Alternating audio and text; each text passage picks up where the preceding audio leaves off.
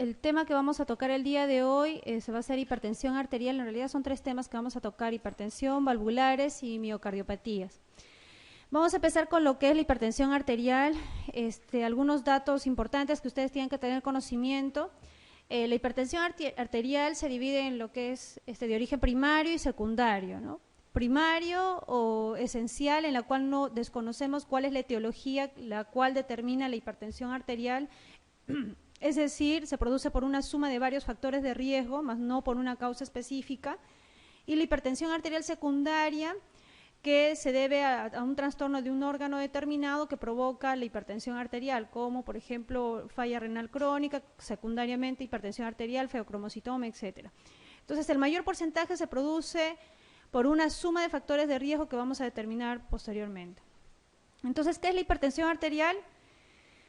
La hipertensión arterial va a ser un daño que se produce a nivel de las paredes arteriales, sobre todo producida por disfunción endotelial, en la cual se va a provocar incremento de la presión arterial predominantemente sistólica en personas ancianas, y la hipertensión arterial diastólica producida por una disfunción en el patrón de llenado del ventrículo izquierdo, ocasionando un trastorno de llenado al final de la diástole. Entonces,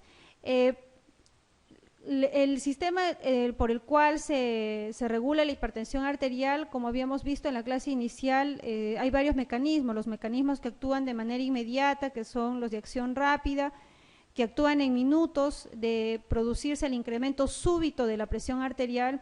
O sea, aquí actúan básicamente en las crisis hipertensivas, donde vemos que hay un incremento súbito de la presión arterial, y los vasoreceptores se encargan de estimular el sistema parasimpático, tratando de disminuir la frecuencia cardíaca de manera inmediata. Pero posteriormente, ya cuando la hipertensión o la presión arterial se incrementa durante horas, va a activarse ya lo que es el sistema de renina-angiotensina, provocando una relajación vascular al estrés frente al producido por el incremento del flujo capilar. Y tenemos el control de la presión arterial que se produce a largo plazo, donde se activa ya el sistema de la aldosterona. Sobre estos dos mecanismos de acción, sobre todo a nivel intermedio y a largo plazo, es que van a actuar los medicamentos antihipertensivos utilizados de manera crónica. Muy bien, la clasificación de la hipertensión arterial, en realidad, desde el 7º reporte que ha sido publicado como hace 4 o 5 años, no ha habido cambios todavía, estamos en espera del 8º reporte. Entonces, la clasificación se divide en 4 estadios, o mejor dicho, la presión arterial se divide en 4 estadios. La presión arterial normal, la presión sistólica debe estar por debajo de 120 y la diastólica por debajo de 80 milímetros de mercurio. Esta es la presión normal. Llamamos prehipertensión cuando la presión sistólica está entre 120 y 139 o la diastólica entre 80 u 89. Hipertensión estadio 1 entre 140 y 159 o la diastólica está entre 90 o 99. Y la hipertensión estadio 2 cuando la presión sistólica está por encima de 160 o la presión diastólica está por encima de 100. O es importante, no es que ambos componentes tengan que estar incrementados para determinar la hipertensión arterial. Puedo tener presiones de 120 con 100 milímetros de mercurio de la diastólica, entonces estaríamos frente a un hipertenso estadio 2. El mayor valor, sea sistólica o diastólica, es el que determina el estadio de la hipertensión arterial. Vuelvo a reiterar, ¿ya? Si acá tenemos, por ejemplo, una presión arterial de 80 como diastólica, pero como sistólica tenemos 160, entonces estaríamos frente a un estadio 2.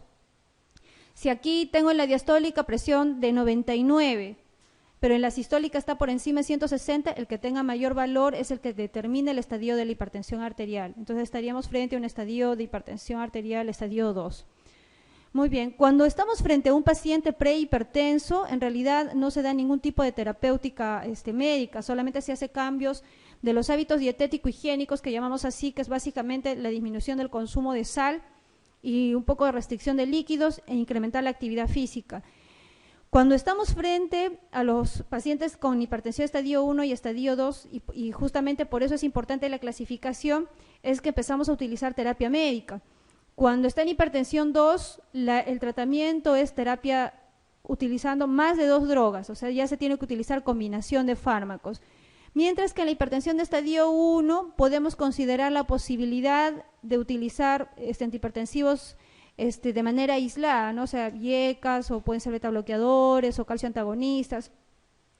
La tendencia, es cierto que en las últimas revisiones la combinación de fármacos debe ser iniciado desde el estadio 1 en dosis bajas, pero en las guías la clasificación está bien clara de que en el estadio 1 se puede optar por un solo fármaco y en el estadio 2 se puede utilizar por una combinación de fármacos. La Sociedad Europea de Cardiología clasifica también la hipertensión arterial, lo hace un poco más detallado y aquí inclusive tiene una clasificación hasta el estadio 3, ¿no? El estadio 3 considera cuando la hipertensión arterial está por encima de 180 milímetros de mercurio en relación a la sistólica y la diastólica o la diastólica por encima de 110 milímetros de mercurio. Siempre en ambos coinciden que el valor más alto, sea sistólica o diastólica, es el que determina el estadio de la hipertensión arterial. ¿Qué pasa cuando tenemos pacientes que tienen incremento de uno de los componentes nada más? Por ejemplo, en este caso tenemos presiones arteriales sistólicas por encima de 140, con diastólicas dentro de rangos normales, entonces hablamos de hipertensión arterial sistólica aislada. ¿Okay?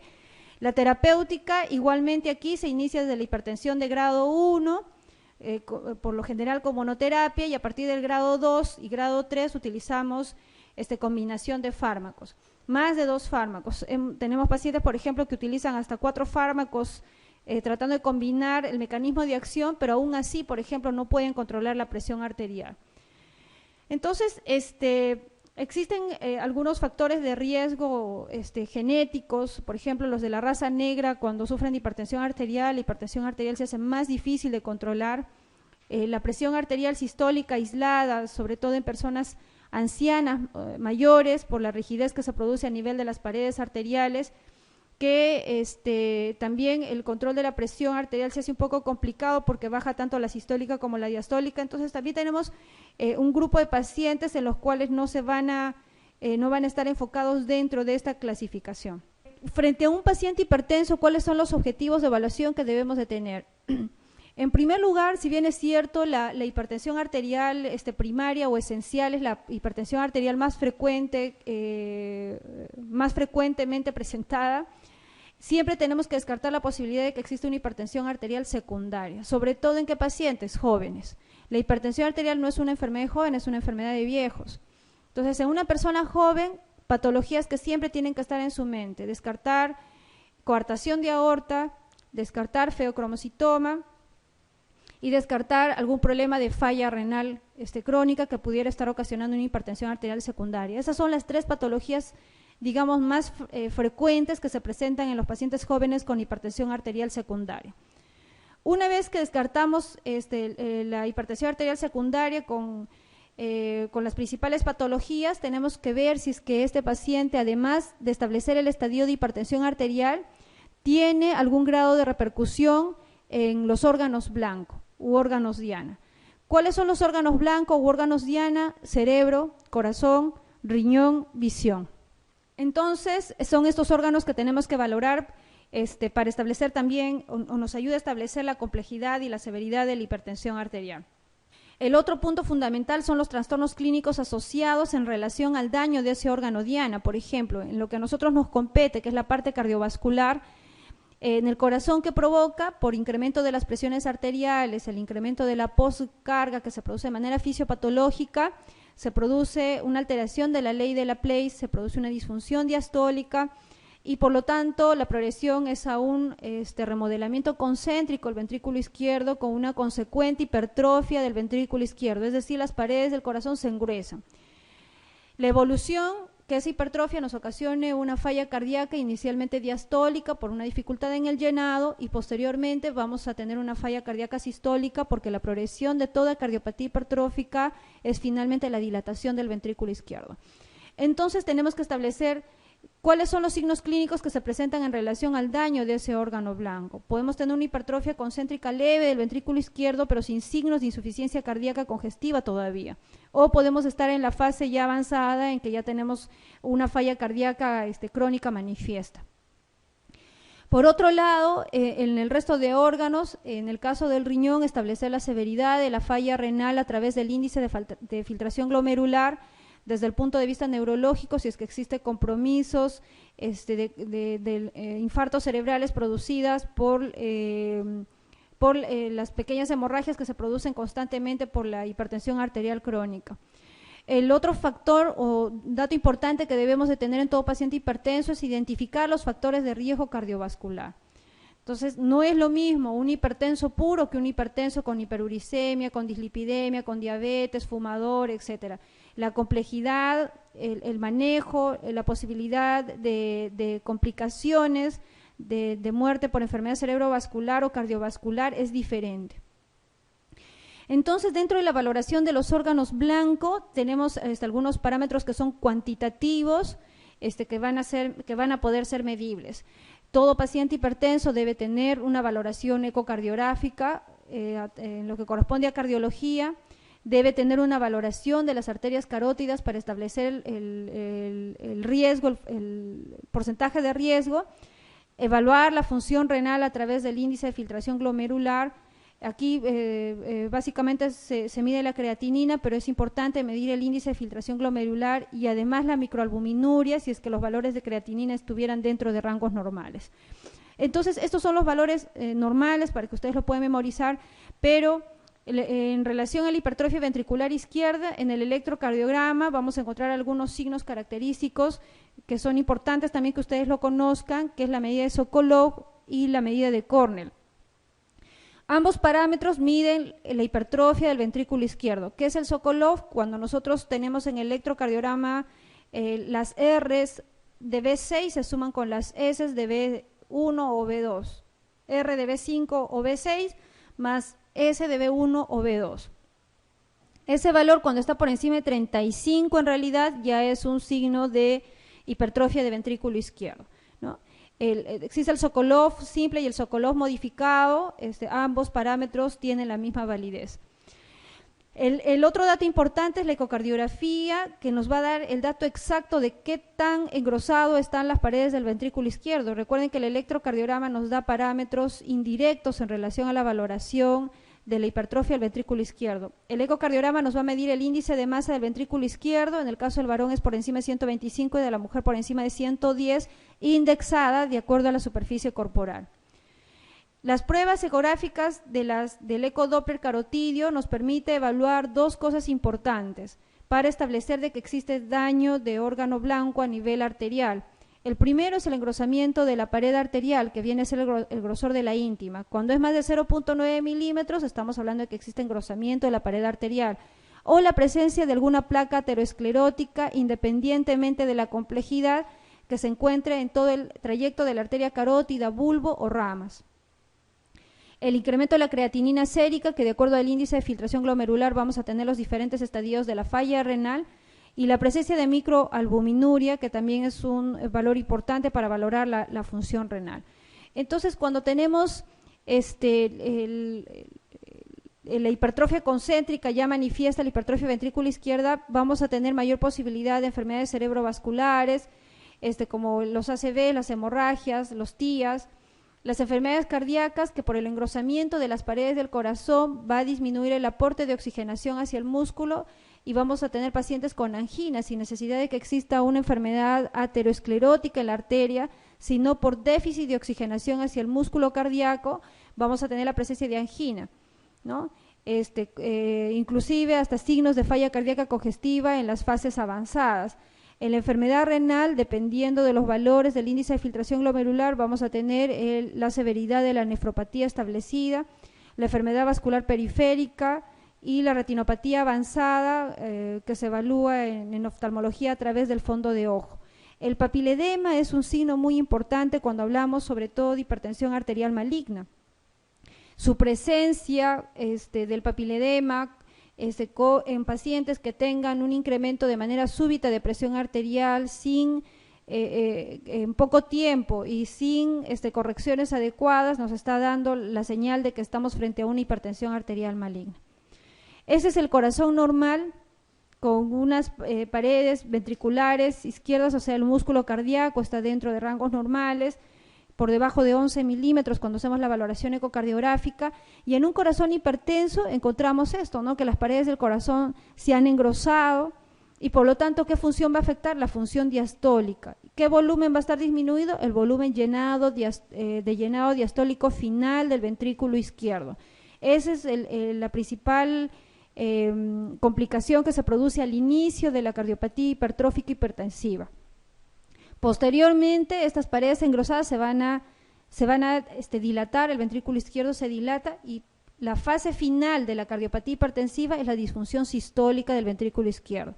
Entonces, vuelvo a reiterar, lo primero que se produce es disfunción diastólica por alteración en la relajación de las paredes del ventrículo izquierdo por una disminución del volumen diastólico final del ventrículo izquierdo. Fase final de la cardiopatía hipertensiva, recién viene la disfunción sistólica por una cardiopatía dilatada. ¿Ok? Muy bien, a nivel cerebral, los microinfartos, las hemorragias que se pueden producir, a nivel renal, la nefropatía, dependiendo de la severidad que se produzca, y que finalmente termina como un círculo vicioso porque la nefropatía sigue provocando mayor incremento de presión arterial.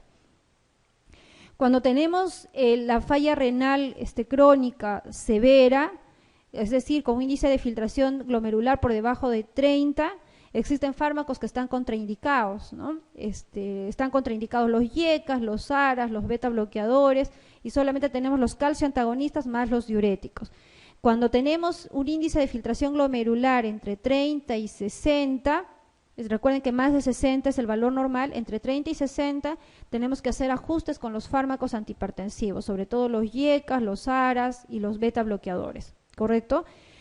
Otro dato importante es que en pacientes con hipertensión arterial, para que nosotros podamos proteger sobre todo riñón y corazón, es importantísimo el uso de IECAS y ARAs, pero una vez que la nefropatía está establecida y esta es severa, están contraindicados el uso de IECAS y de ARAs, ¿ok? Muy bien, esos son los factores de riesgo cardiovascular en general que incrementa la posibilidad de infarto o de muerte súbita cardíaca o enfermedad cerebrovascular.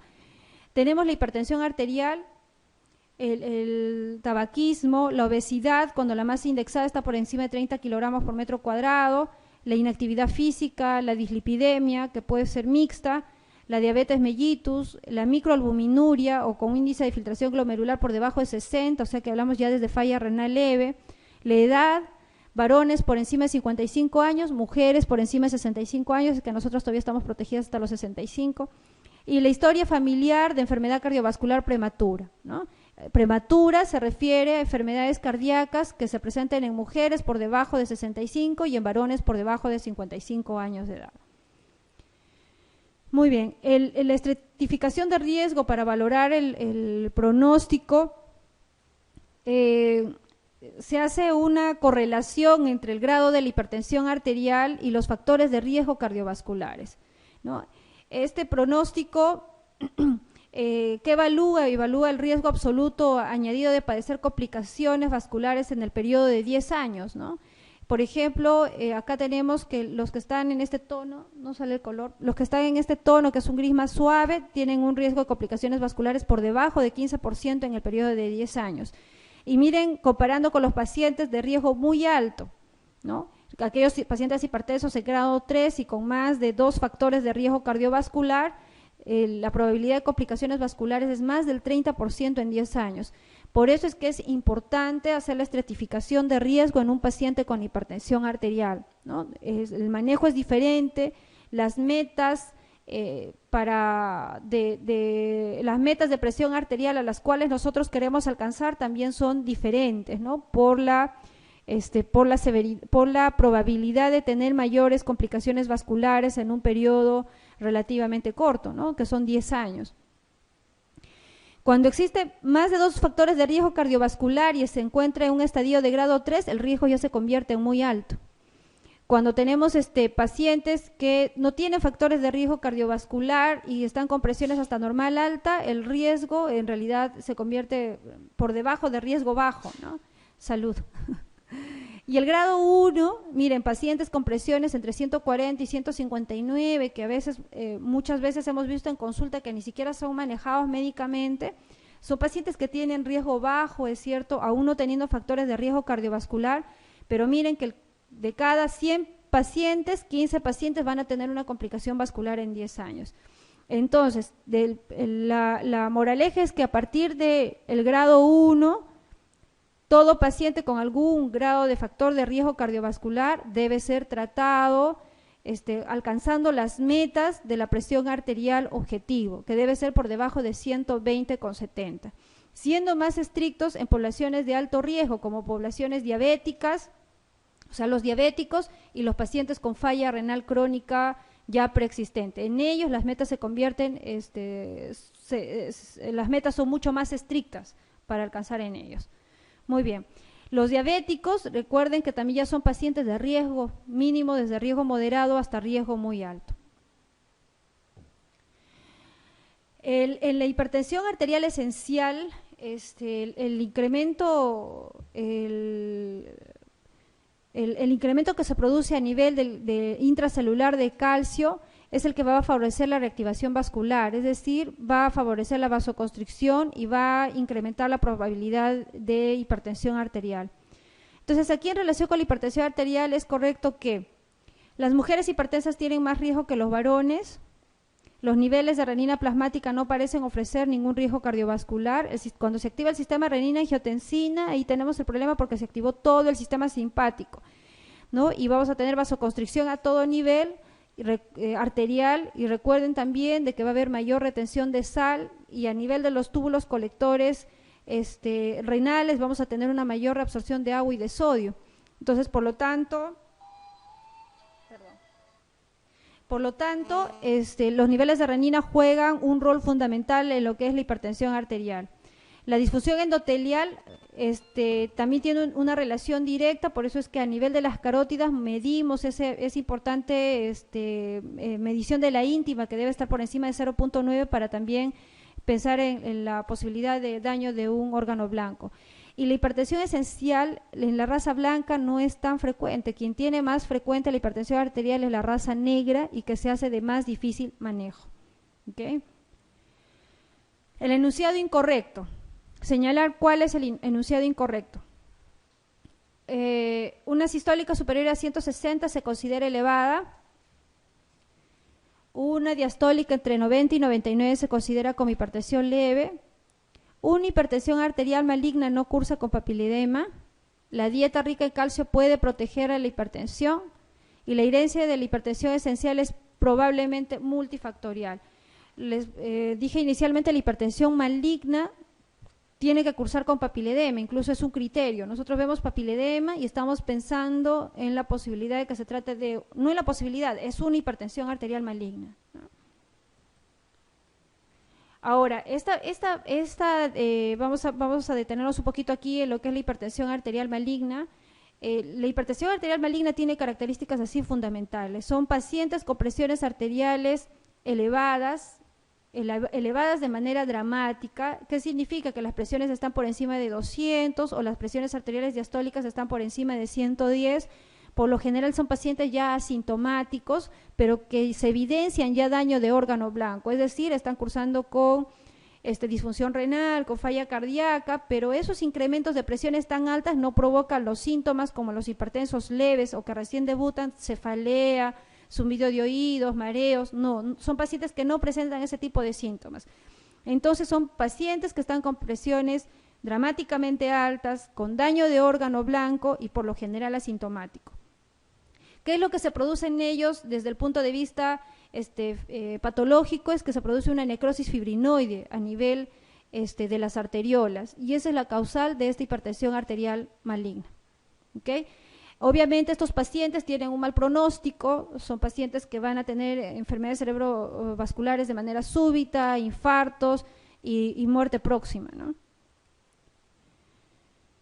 La hipertensión arterial maligna presenta las siguientes características, salvo, son pacientes que van a presentar la necrosis fibrinoide a nivel de las arteriolas, como hemos conversado, la anemia microangiopática, como es un daño que se produce a nivel arteriolar, va a provocar deformaciones a nivel de los de los cuerpos que circulan a nivel de las arterias, por eso vamos a tener deformaciones como la presencia de esquistocitos, la anemia microangiopática, vasodilatación cerebral y la presencia de poliuria. ¿Cuáles son las probables causas de hipertensión arterial secundaria? Hemos mencionado que las principales causas, o las más frecuentes, no las principales, las más frecuentes, tenemos la coartación de aorta, el feocromocitoma y en tercer lugar coartación, feocromocitoma, a ver, se me fue, y la falla renal crónica existente, ¿no? Entonces, pero tenemos todas estas causas probables de hipertensión arterial. Miren qué importante es el apnea del sueño. Pacientes que ya presentan apnea del sueño sin necesidad de tener un diagnóstico de hipertensión arterial o alguna enfermedad cardiovascular, son pacientes que van a evolucionar en lo posterior a la hipertensión arterial. Y el apnea del sueño se presenta desde personas jóvenes, sobre todo varones, con algún grado de incremento de peso, ¿no? Algún grado de obesidad. Algunas drogas que inducen también el incremento de presión arterial, como por ejemplo las enfermedades reumatológicas en las que se trata con corticoides de manera crónica, ¿no? Tenemos el Cushing, la artritis reumatoide, que requieren altas dosis de corticoides de manera prolongada, van a ser también causantes de hipertensión arterial.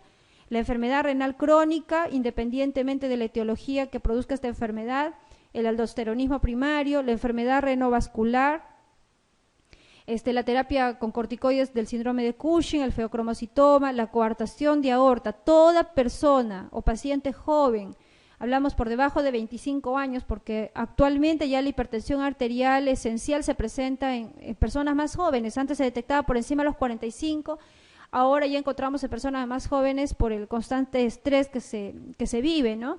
Pero pacientes por debajo de 25 años con hipertensión arterial, sospechar en coartación de aorta hasta que no se demuestre lo contrario, ¿ya? Entonces, para esto hay que medir las presiones arteriales de ambos brazos, verificar pulsos periféricos para poder comparar, y obviamente el diagnóstico definitivo lo hace el estudio ecocardiográfico. La enfermedad de la tiroides o el hiperparatiroidismo también son causales de hipertensión arterial. Dentro de las causas renales vamos a tener todas estas enfermedades: la nefroangiosclerosis, las glomerulopatías, las nefropatías tubulointersticiales, la poliquistosis renal, también tenemos los tumores renales, la obstrucción uretral o vesical, todas aquellas que finalmente causen disfunción renal, ¿no? Y en el que el índice de filtración glomerular se ve deteriorada. Ese es el principal mecanismo de daño a nivel renal que sea causal de la hipertensión arterial. Y por otro lado tenemos las enfermedades renovasculares, que pueden ser primarias en el vaso o que pueden ser secundarias a una enfermedad sistémica, como por ejemplo la ortitis de Takayasu, la coartación de aorta, la displasia fibromuscular, la poliartritis nodosa, etcétera. Son causas también de hipertensión arterial primaria en ese porcentaje bajo que hemos visto. Dentro de las causas endocrinológicas tenemos el hiperaldosteronismo primario, el feocromocitoma, Cushing, el hipo o el hipertiroidismo, el hiperparatiroidismo, la hiperplasia suprarrenal, la acromegalia. En el hipo y el hipertiroidismo, el hipotiroidismo causa hipertensión arterial, básicamente porque lo asocia un tanto a lo que se llama el síndrome metabólico, ¿no? Son pacientes que ya tienen trastorno del metabolismo y por lo tanto una mayor tendencia a hacer diabetes mellitus y a hacer también hipertensión arterial. Y el hipertiroidismo, ¿cómo causa la hipertensión arterial? Por la descarga simpática frecuente que se tiene, o sea, son diferentes mecanismos de acción. Recuerden que el hipertiroideo es un paciente que va a tener unas frecuencias cardíacas altas por el hipermetabolismo que tiene, y recuerden que la presión arterial, uno de sus componentes de la presión arterial es la frecuencia cardíaca. Al estar incrementada la frecuencia cardíaca va a ser una causal de hipertensión arterial. Y otras causas, el apnea del sueño y las causas medicamentosas. ¿Cuándo sospechar hipertensión arterial secundaria? Cuando tenemos una edad de inicio temprano, ¿no? Jovencitos no tendrían por qué tener hipertensión arterial. Cuando tiene un curso grave o acelerado, por lo general las personas hipertensas primarias vienen a través de estadios, ¿no? Primero acuden al consultorio por una hipertensión arterial leve o máximo moderada, y tiene una evolución en el tiempo, 5 años, 10 años, Pero en este caso, cuando sospechamos de una causa secundaria, de manera súbita viene un paciente que nunca tuvo presiones altas y ya se encuentra en presiones arteriales con estadio 3. La ausencia de historia familiar de hipertensión arterial, ¿no? En estos casos de esos pacientes tenemos que pedir también todos estos exámenes, ¿no? Valorar los niveles de calcio, los niveles de potasio, valorar los niveles de creatinina, el sedimento urinario, etcétera. Y la hipertensión resistente también es un dato muy importante. Aún en nuestro país, por ejemplo, la detección de coartación de aorta se hace todavía en edades un poco tardías, entre comillas, ¿no? 40 años, 45 años, no todos acuden a los 20, 25 años. Entonces son pacientes que estamos sospechando que tienen una hipertensión arterial esencial por la edad que tienen y probablemente aún teniendo mayores factores de riesgo cardiovascular. Pero una de las características es que justamente no responden al tratamiento, ¿no? Les damos toda la gama de antihipertensivos y no hay respuesta al tratamiento. Entonces, en estos casos también tenemos que sospechar en la posibilidad de una hipertensión arterial secundaria. Cuando exista, antes de pasar a esa, la hipertensión arterial resistente. ¿Cuándo vamos a hablar de hipertensión arterial resistente? Que lo estamos mencionando en cada momento, ¿no? Es la presión arterial ambulatoria diurna superior a 135,85 a pesar de un adecuado cumplimiento del tratamiento farmacológico en la que se han asociado más de 3 fármacos, ¿no? Esa es la definición correcta, ¿no? Es un paciente que recibe más de 3 fármacos, mínimo 3 fármacos, perdón, y el paciente cumple de manera correcta el tratamiento. A pesar de estar en esas dosis plenas, sigue manteniendo una presión arterial por encima de 135,85 milímetros de mercurio. Dentro de esos 3 fármacos tiene que haber un diurético, sean tiazidas o sean diuréticos de asa. ¿Ok? Justamente haciendo un paréntesis, porque esto todavía no ha sido publicado en el 8º reporte, que recién saldrá publicado, pero estas definiciones se pretendían modificar, ¿no? Justamente en una reunión que hubo, la propensión es que ya no sea solamente con 3 fármacos, sino que sea con 4 fármacos para hablar de una hipertensión arterial resistente, ¿no? Pero hasta ahora la definición es con 3 fármacos en dosis plenas, con un adecuado cumplimiento y que uno de ellos sea un diurético. Dentro de las causas endocrinológicas, ¿cuál es la causa secundaria de hipertensión arterial? ¿Cuál es la causa más frecuente? Aquí se va a hacer sobre todo mujeres y es el uso de anticonceptivos orales, ¿no? Aquí no hay mayor discusión. Esa es la causa más frecuente de hipertensión arterial secundaria en mujeres usuarias, de anticonceptivos orales que contengan estrógenos. Entonces, dentro de las causas endocrinológicas, vamos a tener que la causa más frecuente es la terapia estrogénica, 3%. Y el resto de causas, el hiperaldosteronismo primario, ferocromocitoma, Cushing, trastornos de tiroides, hiperplasia suprarrenal, acromegalia, se encuentran en un porcentaje muy disminuido, ¿no?